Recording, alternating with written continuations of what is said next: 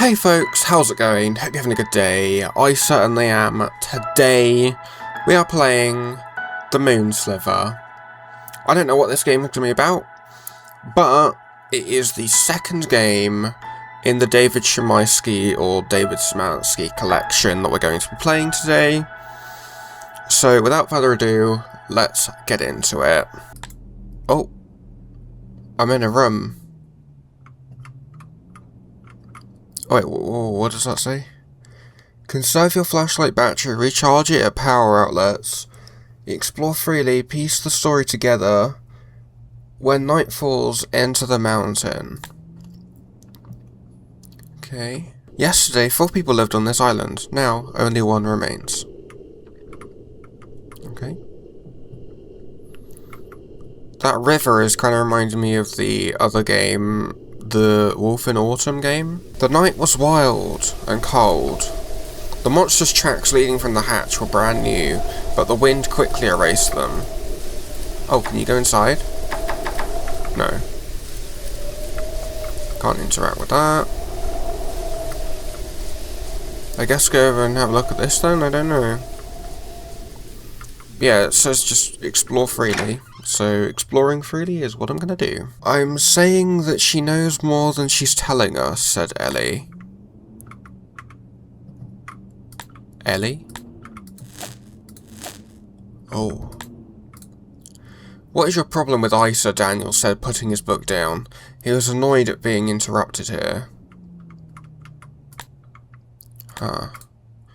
My problem is that she's a liar, said Ellie angrily, fiddling with the knobs on the machine as she paced around, and that I have to keep explaining this to you over and over again. You don't know her like I know her. Exactly. You're not an impartial judge, he said.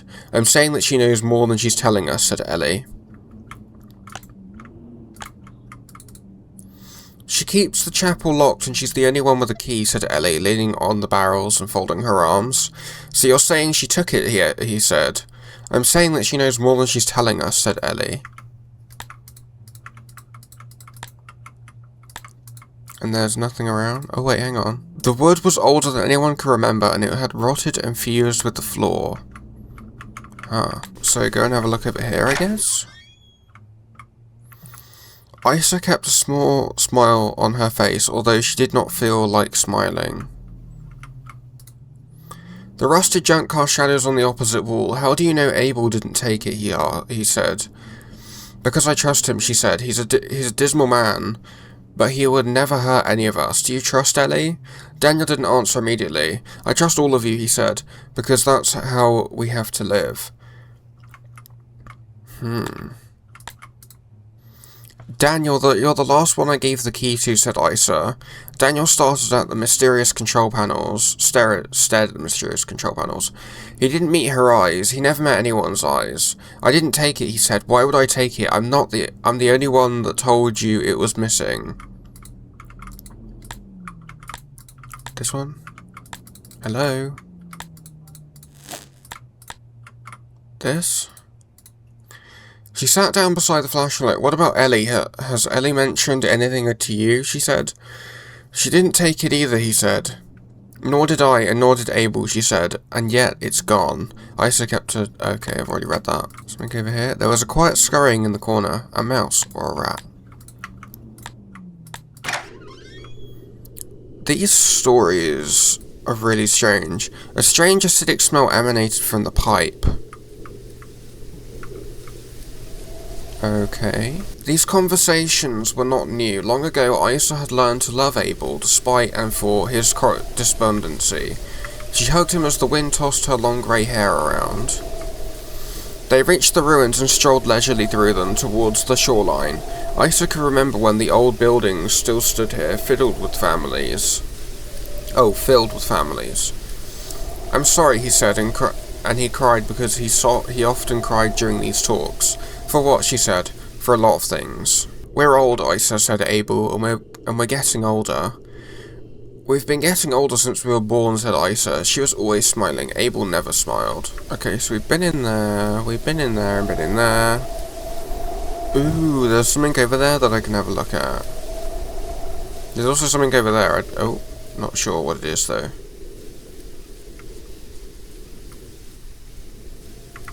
There's this. The mysterious liquid had drained from the tank and into the water long ago. That's not always a good thing. These skeletons were all that remained. This place was a forest once. I also can remember the glorious living trees barely. A damp tangle of trees and foliage, free to run wild and unkempt. It's really weird. Oh, hello. I didn't see this before. There's something up there as well.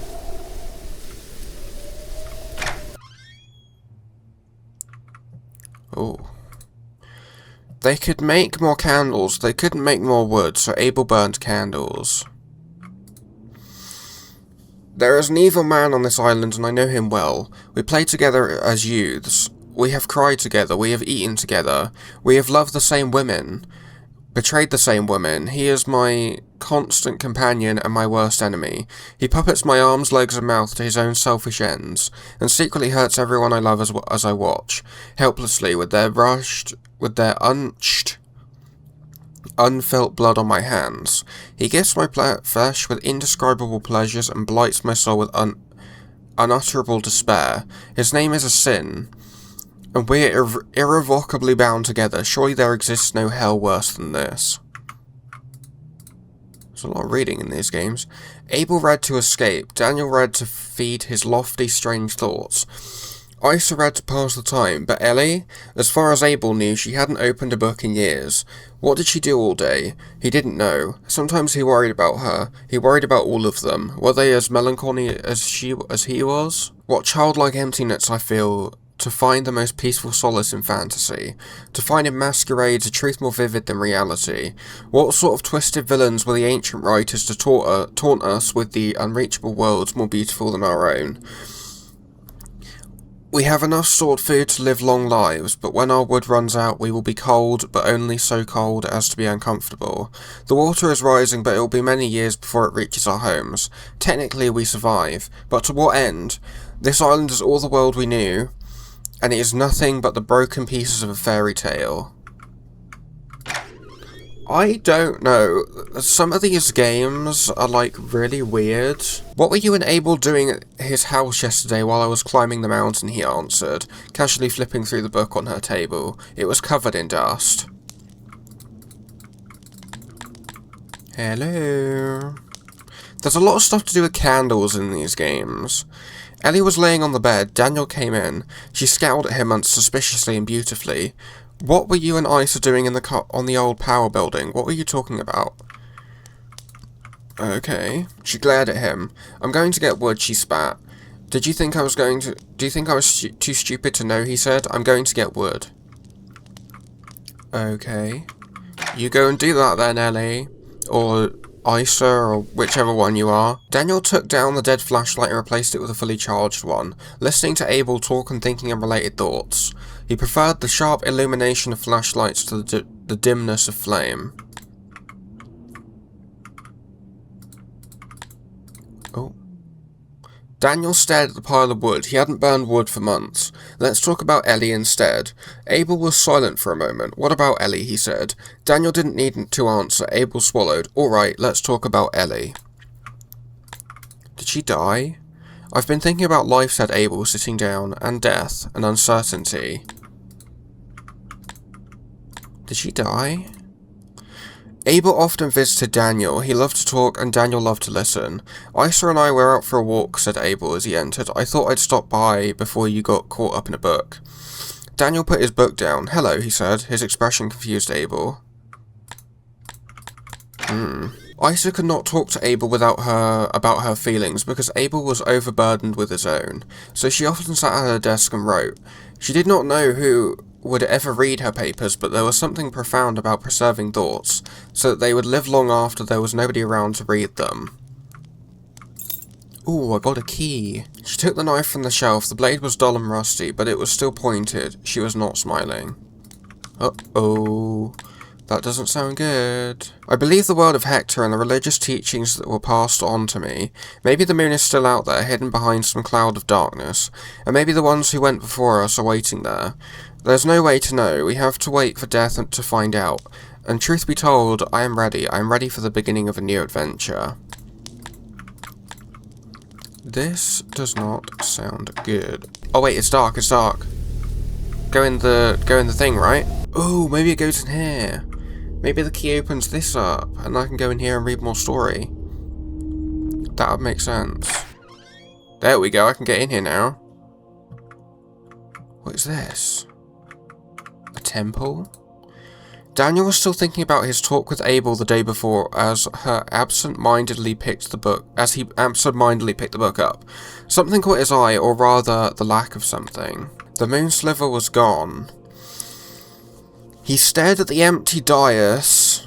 I don't know how to pronounce that word. He stared at the empty dais for some time, struggling to comprehend this simple, shocking fact. Had someone moved it? Isa, perhaps? She was the only one with a key to the Chapel of Infinite Light, but Ellie or Abel could have borrowed it from her as he had done, or taken it. Regardless, he had to tell the others. The word of Hector 4. Again, the moon came to Hector in a dream. The woodland teeth is vanquished, it said. Your people are safe for now, but it still waits, lurking in the depths. It fears the Moon Sliver, and it will not dare to appear again while the holy document remains in your possession. But know this, should the Moon Sliver ever be destroyed, even my divine light will not be able to save you from the wrath of the woodland teeth and the darkness of hell. Keep it safe, keep it ready, and may you live in prosperity on this land that I have given you. Let your prosperity be a sign that the words I speak are true. So this is like a religious thing? The word of Hector 1. The Moon Sliver was written by the pure spring rain upon pages of dried leaves and found by noble Hector. The moon spoke to Hector, saying, Take this, the Moon Sliver, and make it for a place in the Chapel of Infinite Light. For it is a holy document. Man cannot read it, but its every letter is known to the demons of the night, and greatly feared. Know that it will protect you, even should my light cease to bathe the night in holy silver. Give it a place of honour and treat it as a prized possession, for it is your weapon against evil. And so Hector took the moon sliver and placed it in the Chapel of Infinite Light upon a silver pedestal, and the night was warm with light, and the day was bright with warmth. O world, O prison dingy white, O ghostly shadow grey, your whelming lies of false delight, and dark and cold as moonless night, and bleak as sunless day. What? So I have to find the Moon Sliver? It does say come back when it's dark. And it's dark now. So there it is. If I go in there. Come back when night falls. It's literally dark. Oh. The word of Hector 2. The woodland teeth, the monster of the forest, was more tenacious than the other demons. It hated the people of Hector and desired to take the island away from them, and it lurked in dark corners and unseen passageways, scheming horrific schemes. It came to pass that Ursula was taken, stalked by the woodland teeth in the dark underground, attacked, and dragged down to hell. Then the moon came to Hector in a dream and said, Hector, the time has come. Your great enemy has arrived. You would all do well to tremble, for his power is great and his depravity is unspeakable. Go, take the Moon Sliver from its pedestal and do battle. And so Hector went to the Chapel of Infinite Light and retrieved the Moon Sliver and went into the tunnels. Ooh, there's something down here. The word of Hector 3, most of the text is illegible. Hector descended, something darkness, something terrible whispering, something infinite and deep, something did not know how long he wandered, something promises of brutal torture and mutilation waiting, something begone teeth of the forest, something spoke the holy incantations written upon, something returned to the surface, something. This is weird. Oh, and then there's part 4. Those 3. There we go.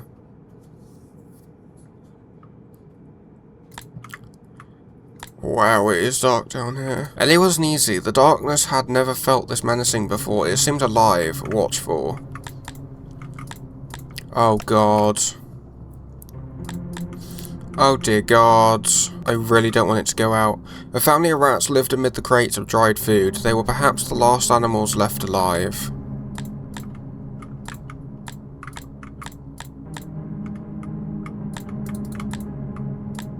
Okay, I'm going to assume that there's nothing there then. She couldn't explain the feeling. It was as though something was lurking around every corner, staying out of sight, staying ahead of her.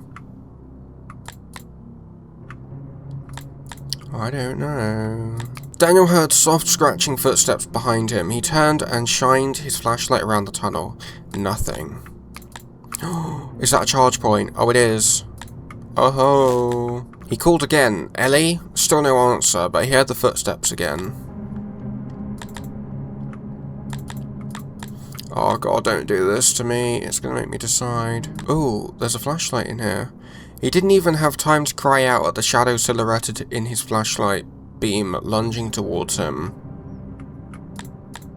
Creepy. Let's see. Don't tell me it splits off again. Okay, it doesn't. She felt its breath before she felt its claws, and then she was gone. Oh. She'd never felt like this before. She knew these tunnels well. She'd been down here hundreds of times, yet she was lost, confused, and afraid.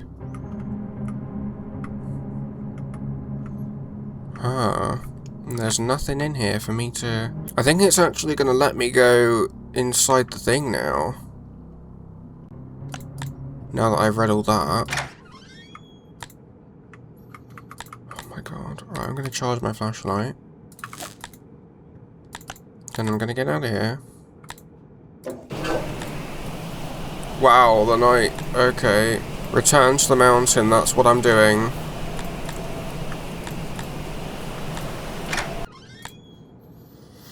Isa couldn't remember the last time she had been under the mountain.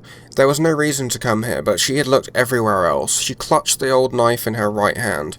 Yesterday the Moon Sliver went missing. Today Ellie, Daniel and Abel were all nowhere to be found. She knew the word of Hector by heart. The sinister implications were no lost on her. Oh god. Ellie, she called. Daniel. Abel. Abel heard her and answered, "I'm here." There was something strange about his voice, something Isa didn't like. "What are you doing here?" "I'm reading of ages past," he said. "Do you know where Ellie and Daniel are?" she said. "I do not," he said. "They're missing," she said. "They're missing, and the Moon Sliver is missing. Do you understand me? Do you understand what this implies?" "I do," he said. "Night will fall in a few hours, and we need to stick together. We can sleep in the same house, mine or yours. We'll keep the fire burning. We'll keep the door locked, and we will pray, Abel. We will pray to the unseen moon for mercy and protection. Are you happy here, Isa? We can't stay in the dark. It thrives in the dark. Are you happy?" "Yes, I'm happy. Please, Abel." There were tears in his eyes, and he struggled to control his voice. "Isa, I know you. I know every inch of you, and I know every corner of your mind. You aren't happy. None of us are happy." Isa didn't respond. "I'm staying here." The tears were flowing freely now. "I would like it if you stayed with me. Isa, please stay with me." "It will find you, Abel." "I let it out, Isa. I destroyed the Moon Sliver." Isa was shocked and silent. "I burned it yesterday after I talked with Daniel."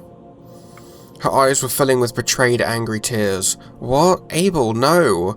Why? Do you want to be dragged to hell? Do you want us to be dragged there with you?" "We're already in hell. This island, this horrible, barren, lonely island. This place of sin, this is hell. I saw the blasphemous scraps of paper Jeremiah found, those many years ago. I read them before they were destroyed. Perhaps I was the only one who did, and I did not believe them, but I have lived life since then, and I have seen the truth of their words." Isa could not respond as tears streamed down her face. She kept walking toward the sound of his voice, the knife clutched in her hand. "You did not read the blasphemous scraps, Isa, but I did, and I remember them with incredible clarity, supernatural clarity even. Fear not the dark shadows or the scratches in the night, for the woodland teeth is your salvation. It is your escape. It said this, and more, Isa. The woodland teeth is not here to take us to hell, it is here to take us away from hell. She could see him ahead, her flashlight beam cutting through the sickly fog. He was sitting in a chair, a book on his lap. As she approached, she could see that he was crying too. I believe the word of Hector, she said, and I will not go to hell. Please trust me, please. I believe in the word of Hector, she said again, and she put the knife to her chest, pointing first. No, Isa, please don't. Stay with me. Don't leave me alone. I love you, she spat tearfully. I love you so much. She closed her eyes and pushed. She remembered where the heart was located from one of her father's old books. Abel was too slow to catch her falling body. He knelt beside her and sobbed for some time. He was not a strong young man anymore, but Isa's body was light. He would take her out to the water. She'd always loved the water, but then what? Read? Read until it found him? No, he didn't feel like reading anymore. He was ready to be rid of this entire cursed island, books and all. He would simply wander, aimlessly and freely, to take one last look at the island and feel the wind blowing the memories away. And then, when night fell, he would return. Oh, so are we able? My flashlight doesn't work anymore. So we're able, going around, exploring the island, figuring out the story, and then we go back to the island for it to attack. And wait. Oh god, it was there.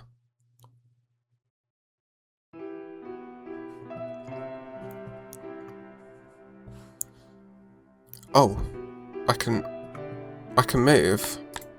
My flashlight still doesn't work. Morning dawned on the empty island, cold and bright and windy. Okay.